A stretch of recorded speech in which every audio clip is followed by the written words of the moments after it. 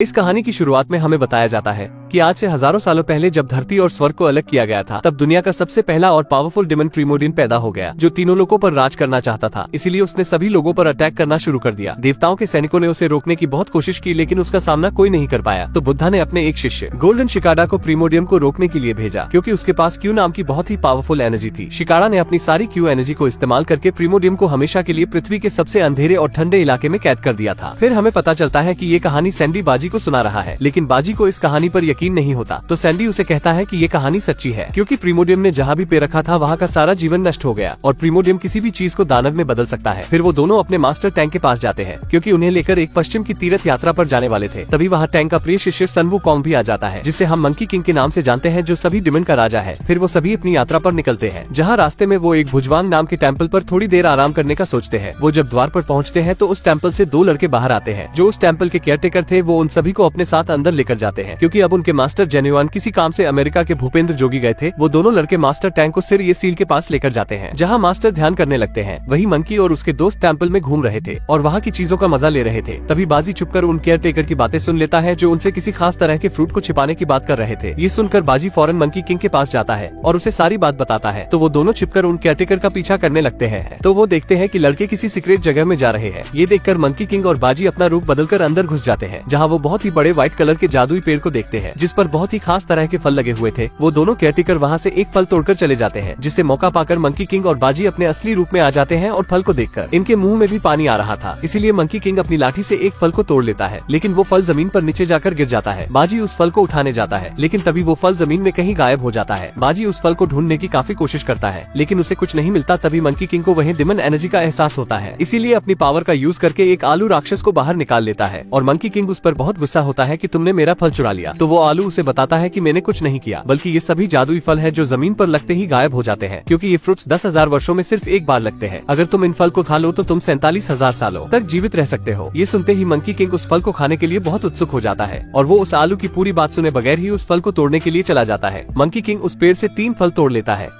और वो तीनों दोस्त मिलकर एक एक फल खा लेते हैं। लेकिन तभी वो दोनों केयरटेकर उनकी बातें सुन लेते हैं, जिससे उन्हें इन पर शक हो जाता है। इसीलिए वो जादुई पेड़ के पास जाकर वहाँ अपने फ्रूट्स चेक करने लगते हैं, पर 4 फ्रूट कम थे। इससे उन्हें बहुत गुस्सा आता है और वो मंकी किंग और उसके दोस्तों पर चोरी का इल्जाम लगा देते हैं। तभी मास्टर टैंक भी वहाँ आ जाते हैं, जो उन्हें कहते हैं कि यहाँ क्या चल रहा है। तो वो दोनों केयरटेकर उन्हें कहते हैं कि आप दिखावा मत कीजिए, हम जानते हैं कि आप भी इनके साथ मिले हुए हैं। तो मंकी उन्हें कहता है कि मेरे मास्टर ने कुछ नहीं किया, वो फ्रूट्स मैंने तोड़े थे। इसीलिए अगर तुम्हें पनिश करना है तो मुझे पनिश करो। तो वो दोनों लड़के मंकी किंग पर अटैक कर देते हैं। मंकी किंग उनके वार से बच रहा था। मास्टर टैंक उन दोनों लड़कों से कहते हैं कि मंकी किंग को परेशान मत करो। तो वो दोनों मास्टर से कहते हैं कि आप भोला बनने का दिखावा मत कीजिए, हम जानते हैं कि आपने भी वो जादुई फल खाया है। तो मंकी किंग को इससे बहुत ज्यादा गुस्सा आने लगता है, क्योंकि वो अपने मास्टर की बेइज्जती बर्दाश्त नहीं कर सकता। इसीलिए वो उन दोनों को गुस्से में कहता है कि अब मैं तुम्हारे पेड़ को ही नष्ट कर दूंगा। टैंक उसे शांत करने की कोशिश करते हैं, लेकिन वो दोनों लड़के मंकी किंग का मजाक उड़ाने लगते हैं कि तुम एक मामूली राक्षस हो जो बुराई के सिवा कुछ नहीं कर सकता। तो मंकी किंग को इससे बहुत गुस्सा आता है और वो अपनी मैजिकल स्टिक को बाहर निकालकर उस पेड़ को डिस्ट्रॉय करने के लिए चला जाता है। वो उस पेड़ के पास जाकर सारे फ्रूट्स को तोड़कर नीचे गिरा देता है, जिससे वो सभी फ्रूट्स नीचे गिरकर गायब हो जाते हैं। केयरटेकर मंकी को रोकने की कोशिश करते हैं, लेकिन वो कुछ नहीं कर पाते। फिर मंकी किंग अपनी डंडे का साइज बहुत बड़ा करके उस पेड़ को पूरी तरीके से तोड़ देता है। तभी जेन्युइन भी अपने शिष्यों के साथ वहाँ आ जाते हैं और वो अपने सभी शिष्यों को जादुई पेड़ के चारों तरफ एक कवच बनाने को कहते हैं, ताकि वो उसके अंदर के शैतान को बाहर आने से रोक सके। वो सभी शिष्य मिलकर एक बहुत ही जटिल सुरक्षा कवच बना लेते हैं। तभी मास्टर टैंक जेन्युइन से माफी मांगते हैं कि मेरे शिष्यों से गलती हो गई, लेकिन जेन्युइन उन्हें कहते कि इन्हें इनके किए की सजा जरूर मिलेगी। ये कहकर वो मंकी किंग और उसके दोस्तों पर अटैक कर देते हैं, जिससे उन चारों के बीच मुक्का लात हो जाती है। तभी वो कवच क्रैक होने लगता है और प्रीमोडियम धरती की गहराई उसे बाहर निकल आता है। वो जैसे ही बाहर निकलता है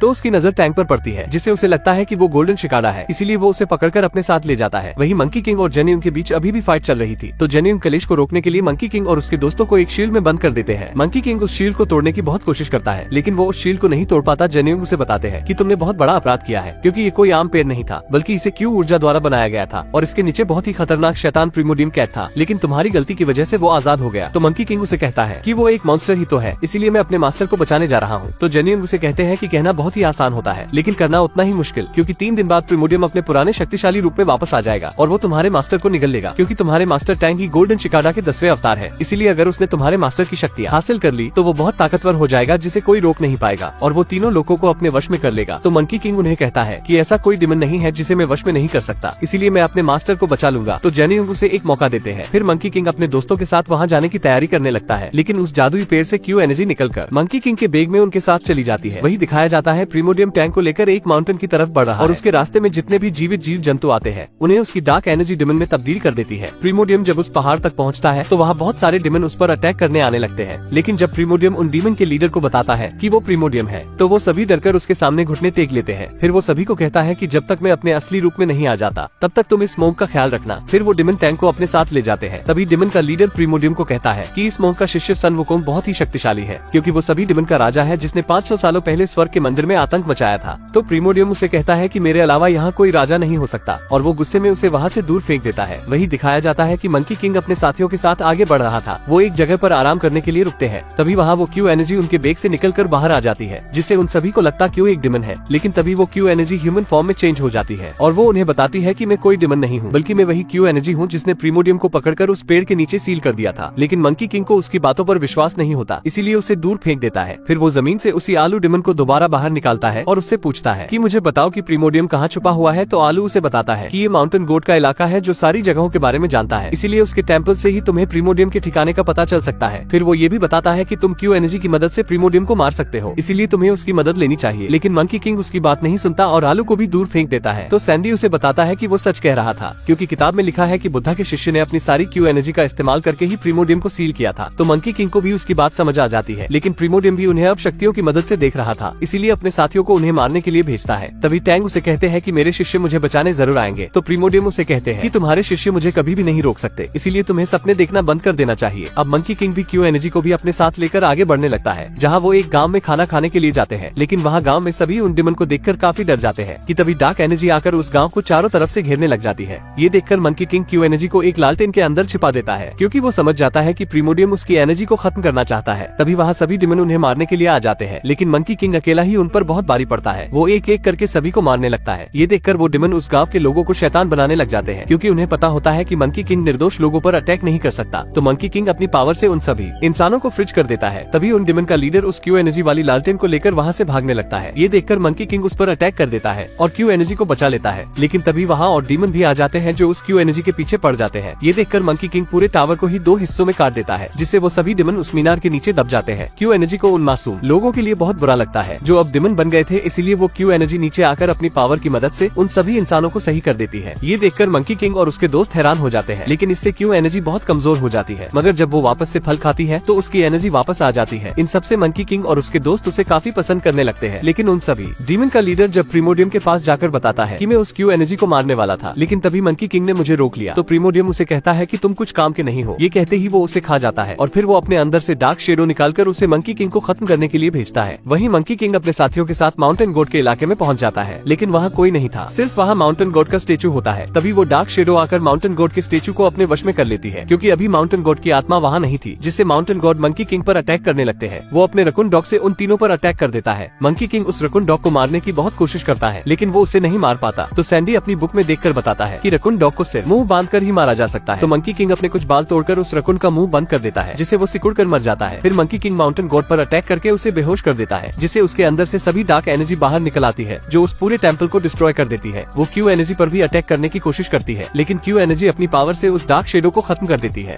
तभी माउंटेन गॉड की आत्मा भी वापस आ जाती है। तो मंकी किंग उससे पूछता है प्रीमोडियम कहाँ है। तो माउंटेन किंग उन्हें अपने साथ लेकर जाता है, जहाँ रास्ते में माउंटेन गॉड उन्हें बताता है कि प्रीमोडियम सभी राक्षसों की सेना बना रहा है। तो क्यू एनर्जी उसे कहती है कि तुम्हें डरने की कोई जरूरत नहीं है, क्योंकि मैं प्रीमोडियम को सील कर सकती हूँ। तो माउंटेन गॉड मंकी किंग को बताता है कि क्यू एनर्जी ने ह्यूमन रूप ले लिया है, इसीलिए अगर उसने क्यू एनर्जी का इस्तेमाल किया तो क्यू एनर्जी पूरी तरह से खत्म हो जाएगी। इसका मतलब यह है उसका पुनर्जन्म नहीं होगा। इससे वो काफी सैड हो जाते हैं। फिर माउंटेन किंग उन्हें मिलीनियन पर्वत दिखाता है, जहाँ प्रीमोडियम छिपा हुआ था, लेकिन उन्हें कहता है कि मैं आपके साथ नहीं चल सकता। तो मंकी किंग उसे जाने देता है और साथ ही वो उसके रकून डॉग को भी फिर से ठीक कर देता है। माउंटेन गॉड इससे बहुत खुश होता है और उसे कहता है कि प्रीमोडियम से जीतना बहुत मुश्किल है, इसीलिए मेरी बात मानो और बुद्धा से सहायता मांगो। लेकिन मंकी किंग उसकी बात नहीं सुनता, तो वहाँ से चला आता है। वही हमें दिखाया जाता है कि सभी ताकतवर डिमन मिलेनियम पर्वत पर इकट्ठा होते हैं, क्योंकि अब वो वक्त आ गया था जब प्रीमोडियम अपने असली रूप में आने वाला था, और कुछ ही देर में प्रीमोडियम अपने असली रूप में आ जाता है। वही हमें दिखाया जाता है कि मंकी किंग और उसके साथ ही एक जगह पर आराम करने के लिए रुकते हैं, क्योंकि वो सब नहीं चाहते थे कि क्यू एनर्जी प्रीमोडियम से लड़ते वक्त मारी जाए, इसीलिए उसे वही सुलाने की कोशिश करते हैं। लेकिन क्यू एनर्जी को नींद नहीं आ रही थी। वो मंकी किंग से कहती है कि अब तो हम दोस्त बन गए हैं, इसीलिए तुम मेरा नाम रख सकते हो। तो मंकी किंग उसका नाम फ्रूटी रखता है। क्यू एनर्जी को भी वो नाम बहुत अच्छा लगता है। फिर वो मंकी किंग से पूछती है कि तुम्हारा नाम सन वुकोंग किसने रखा था। मंकी किंग उसे कहता है कि मेरा ये नाम मेरे मास्टर ने रखा था,